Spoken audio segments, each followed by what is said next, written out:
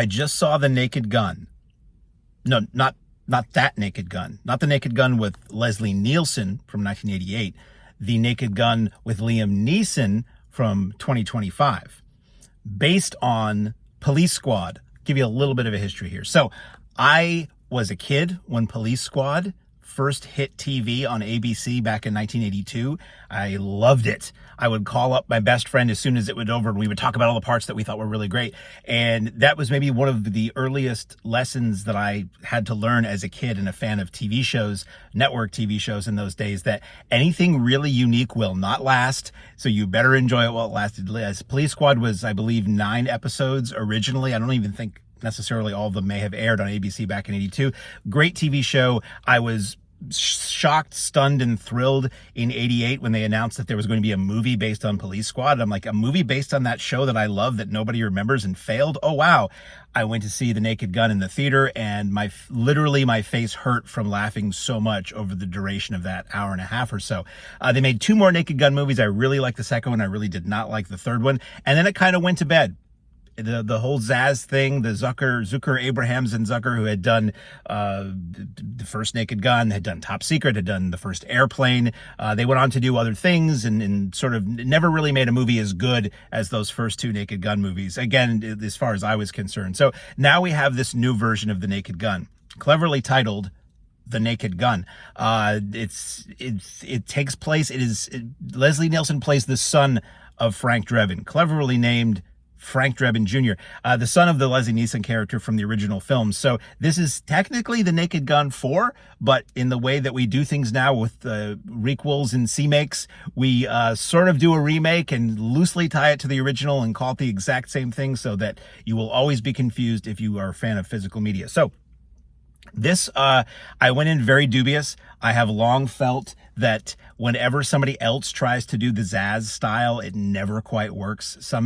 The only time I ever saw anything that was done in the Zaz style that I thought was as good as the Zaz stuff was a show called Angie Tribeca that did not last very long, but is laugh out loud hilarious and just on point, brilliant with what it does. That was basically to me, the completely legit successor to Police Squad and the Naked Gun films.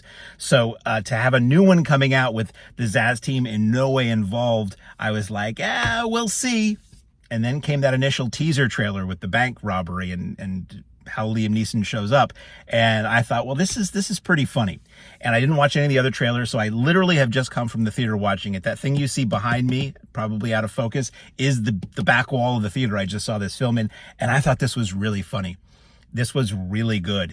The opening of the film is that scene that we've seen in the teaser trailer, at least. It is loaded with gags nonstop. Not all of them land, but enough do, and enough are, for me, laugh out loud funny and over the top and occasionally crude, but never really dwelling in the gross. There is a recurring gastrointestinal thing that happens throughout the film, but it's never like over the top gross, which I appreciated.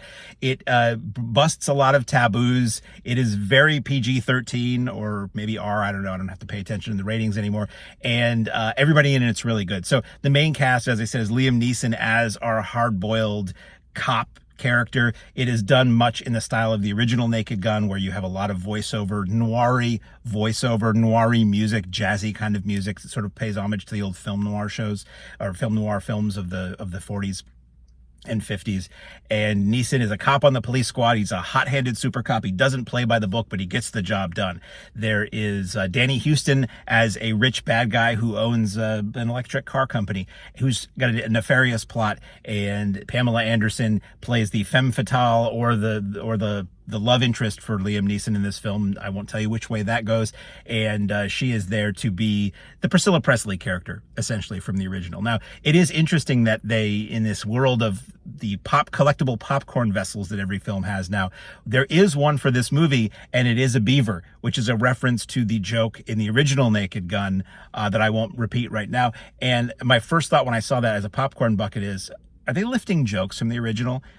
So that's a good question. Do they lift jokes from the original? Barely. There are a couple moments that are clearly you could say an homage, you could say a lift from the original film, and there is a little footage from the original that is used under the end credits, but overall, no, this is all original stuff. It does make much more modern references to pop culture that maybe not everybody will get, but that would have been the case with the original film too, and it goes in just hilariously insane directions. This movie is tight. This film is not even an hour and a half long, which I appreciate. So few films these days know the old adage of get in, do your thing, and get out. Swipe up the popcorn and sell tickets to the next show. This, a comedy that's 90 minutes or less, I greatly appreciate. We had an era of bloated 100-minute, 2-hour comedies for the longest time. This does not do that. Never outstays its welcome. Never gives you a chance to get bored. The jokes are really fast and furious. And there are jokes literally up to when the lights come up in the theater. There's an end credit gag, and then if you listen, pay attention to the end credits. It's hard to do. You're going to miss something. Pay attention to the end credits. There are joke credits in there like the Zaz team used to do, but also there is a song that you really should pay attention to while it's playing. And then there's something after the credits that literally goes past the end of the Paramount logo. So just keeping this short because I'm in a very hot car and I'm getting sweaty and my brain is starting to cook a little bit. New Naked Gun, and this is speaking as a huge fan of Police Squad and the first 2 Naked Gun movies. I take my Naked Gun movies seriously. This is really good. Is it as good as the originals? No. Is it better than the third one? God, yes, it is. So I hope this is a success. I hope they make more of these. I hope they continue to spoof cop films and cop TV shows and Liam Neeson's persona. I hope they don't do the stupid route that those Scary Movies did, which is we're just going to spoof everything that anybody might recognize from the last 6 months. I hope these stay on point because that's what the original films did. It's really good. I thank those who made it. Akiva Schaffer, I believe, is the director of this. Someone whose work I really don't know very well, but I hope this team stays together and we get these pretty regularly because it made me laugh, and not a lot of comedies do that anymore. The Naked Gun in theaters now.